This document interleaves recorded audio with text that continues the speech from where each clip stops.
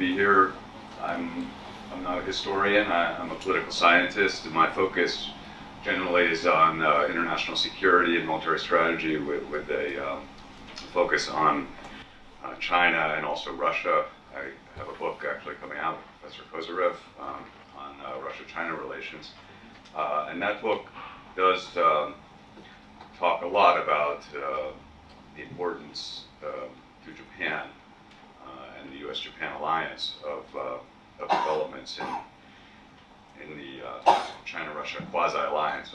I'll come to that in the end. On any given day, though, I'm pretty focused on the situation of Taiwan Strait. We'll come to that as well, where some predict, some kind of massive naval conflagration in the future.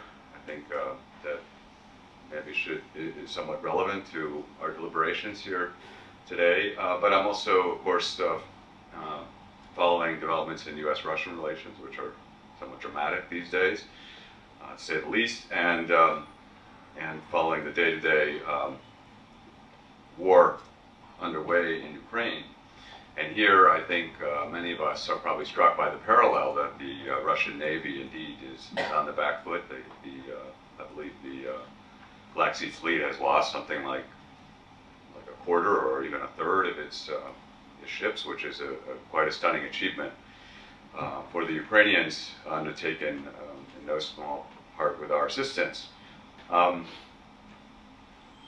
Anyway, I'm very pleased to and thankful to Grant Road for this great opportunity. I think if I can, I'm afraid that my evidence is rather sparse, so I don't know that you will learn so much from my discussion, but my involvement with the Russian Navy actually was quite extensive for a period early in my career while I was working for the U.S. Naval War College. They didn't have many Russia specialists, and this was a period right after September 11th where there was quite a warming in U.S.-Russian relations. I had the opportunity on several visits actually to spend a good amount of time at the Russian Central Naval Museum, which is up here on the upper right. Subsequently, it's moved to another facility. I'll get into that. Here in the center, you see that was the, he got fired recently, probably for the Black Sea failures, but there he is visiting actually this same museum where I spent some time. But in this museum, we see, it really is a magnificent museum. Although I'll probably say some not particularly some unfriendly things about it a little bit today, because I guess my bottom line here is that it really neglects this war, and we can probably, given what our last speakers have said, that it is a very deep humiliation to the Russian people, to the Russian military, to the Russian Navy in particular, of course. So. One may expect that, somewhat logically or understandably anyway, as professionals, or scholars, we may wish it otherwise, but there is a certain neglect here, as I'll portray. But nevertheless, I do, those of you who, if you ever get to St. Petersburg, I do want to commend the professionalism of the people at the museum, the historians in general, and I would just say, for example, and I want to be very clear, I was not there studying the Russo-Japanese War. I was there working on, looking more at the orientation of the Russian fleet during the Cold War, when they gave the U.S. Navy, let's say, we could say a run for our money across the world's oceans. But one of the most interesting aspects of this was the way the Russian Navy developed aviation. As you can see, and this was a very different approach than we used. And you might look at this fighter here, Yak-141. I was fortunate to meet one of their pilots, and we developed some research even that I'll talk about in a minute, where we got to try to fully understand this Russian approach. But why do I bring this up? Because it turns out one of our key aircraft, the F-35B, does use actually some of the technologies from this Yak 141, it's thought, and moreover, as we deliberate about Russia-Chinese potential naval collaboration, of course, I think it's probably not a coincidence that China has reported itself to have acquired this Yak 141. So we, if we see a Chinese vertical takeoff fighter, which we might, it's uncertain, it will likely have this Russian origin, as do many of China's leading naval weapons, and it's quite a fearsome setup. That's another discussion, but think of weapons like the YJ-18 anti-ship cruise missile. This is probably far superior to what our Navy has in the fleet now, unfortunately. To come to some of this history, and again, I'm not a historian, although I'm really fascinated by this war, and I dare say I might be the only one in the room who's walked all around Port Arthur and explored various aspects of it. Of course, today that's in contemporary China, near the big city of Dalian. It also happens to be a Chinese naval base. By the way, I might just add on that point that they have, I think the Chinese have done a decent job at preserving the Japanese war monuments, that is, the monuments to the many Japanese soldiers killed there, and Russians. And that, I think, is positive.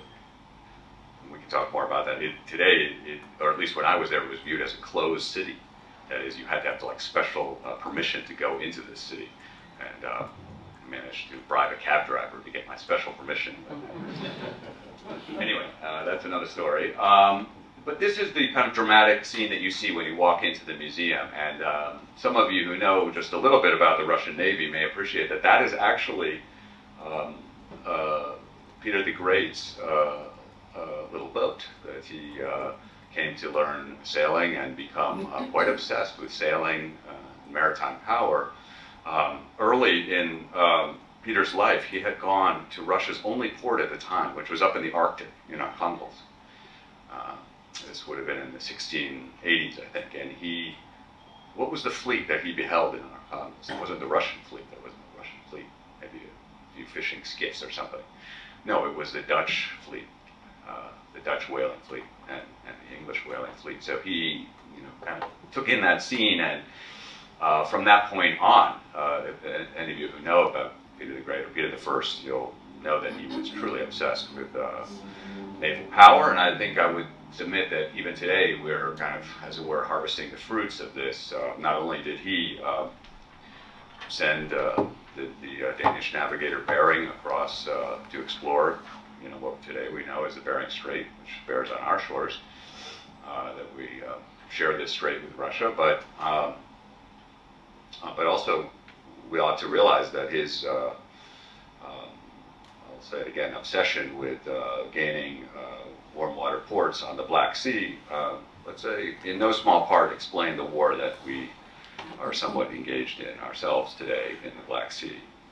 You can see there a Swedish flag, clearly a battle trophy taken in the war against Sweden, and that really is Peter the Great's, as it were, finest moment, certainly in Russian eyes, and no doubt the current occupant in the Kremlin, Vladimir Putin, sees himself in part as a Peter the Great who's trying to deliver victory for the Russian people. You don't see any Japanese flag there, right?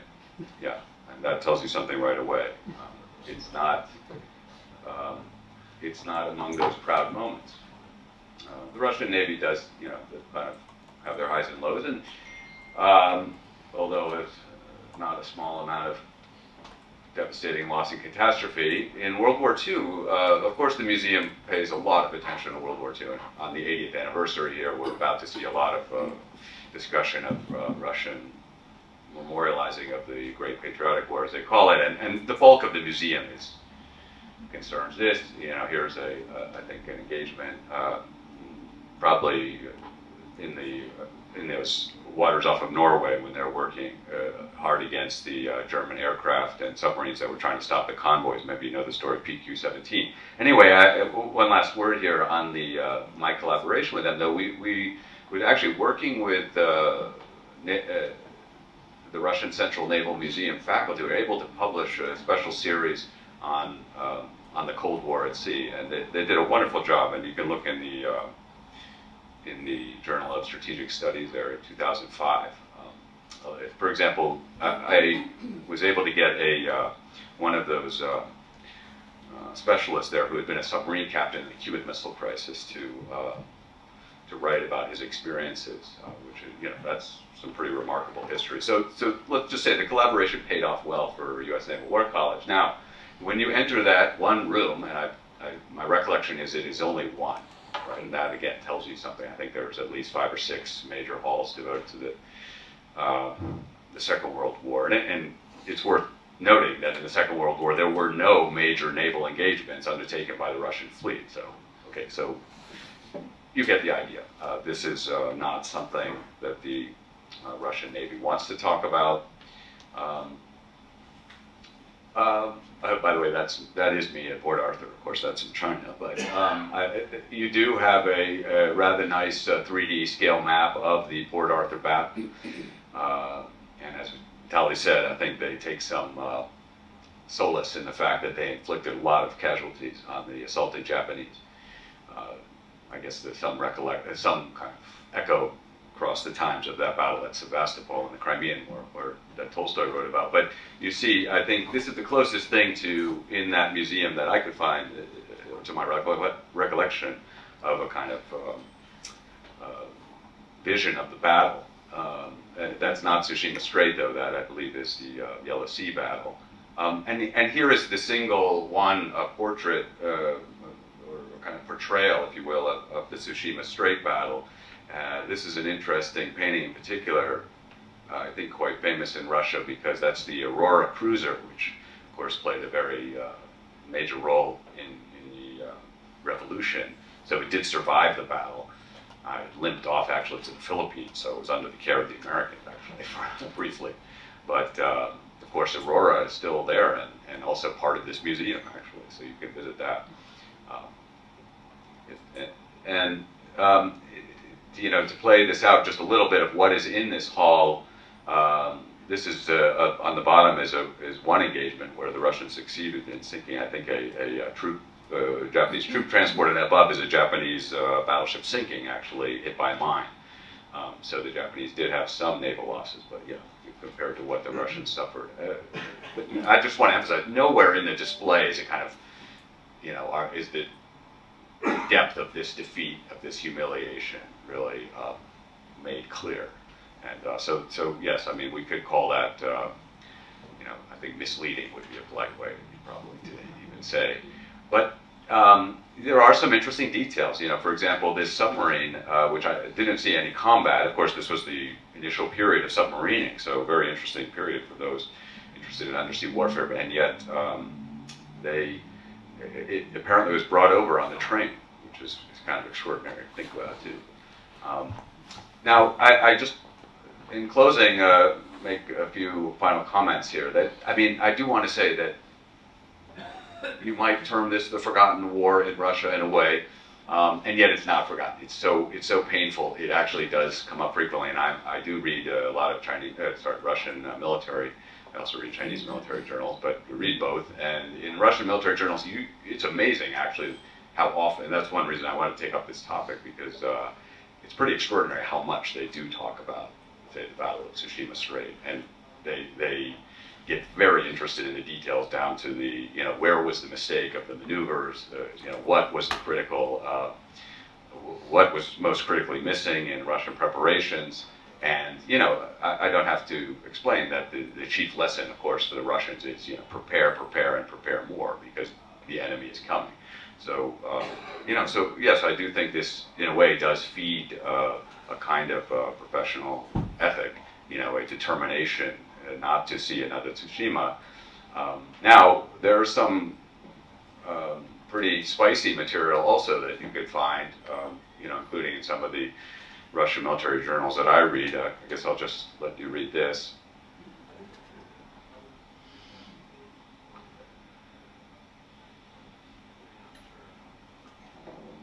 So and this is a common thread in Russian thinking, and I do think it behooves us to remember that you don't have to have a PhD in strategy to draw a line between the Port Arthur attack and Pearl Harbor.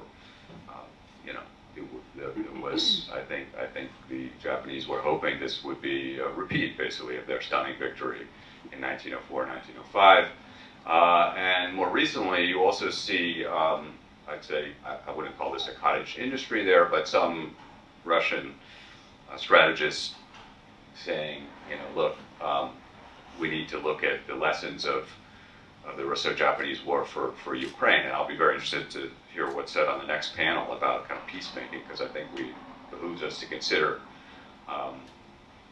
how peace was eventually made in that war. Of course, that's on all our minds now. I guess I'll just close my remarks by saying, there was I think, quite a brilliant essay by this Commander Scarborough. I think he may have been a instructor at Top Gun or something, but I don't know a lot about him. But he makes the case that the United States itself, the U.S. Navy, is actually drifting toward its own Tsushima. Well, that's a pretty dramatic thought. I had it myself, and so I was a little bit interested to see that I'm not the only one who's had this thought, and I'm somebody who follows the naval balance very closely in the Western Pacific, and this is just from the other day, from the Chinese exercise. You can see on that H-6 bomber, it is flying with an interesting weapon there. It's a hypersonic anti-ship missile. So we don't have that, folks, in our Navy, but the Chinese do. And it's probably not a leap to suggest they got that with Russian help. So anyway, it's a major concern, and apparently I'm not the only one who has this concern. Now, let me end on a more positive note, though. I do think Russia-Japan relations are critically important to the global order, to the future of the Asia-Pacific, to the future of peace in Asia-Pacific. And one idea I've had, and I wrote this article in the middle there, appeared in late December there, where I was advocating that actually the Arctic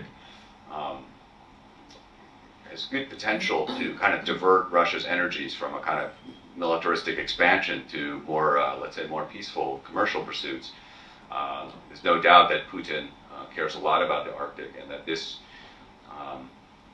the Arctic sea route could become a way to kind of bring many of the powers together, including Japan. Japan clearly has a vital interest in the Arctic, so it seems to me, as we consider Russia-Japan relations in the future, we may indeed hope that relationship improves. And I'll just end by saying that the late Shinzo Abe, who was tragically assassinated in 2022, that one of his foremost legacies is that he had advocated strongly for rapprochement in Russia-Japan relations. So I think actually, while I know many strategists will be skeptical and say, well, that would be terrible, but my own view is that would benefit Japan, and it would also, in my view, benefit the United States. So just one last thing I'll say is this book will be out in January 2026, and we do talk about all these issues, including the vital role of the Arctic for future world economy and future world politics in general. So thank you very much. I really appreciate being here.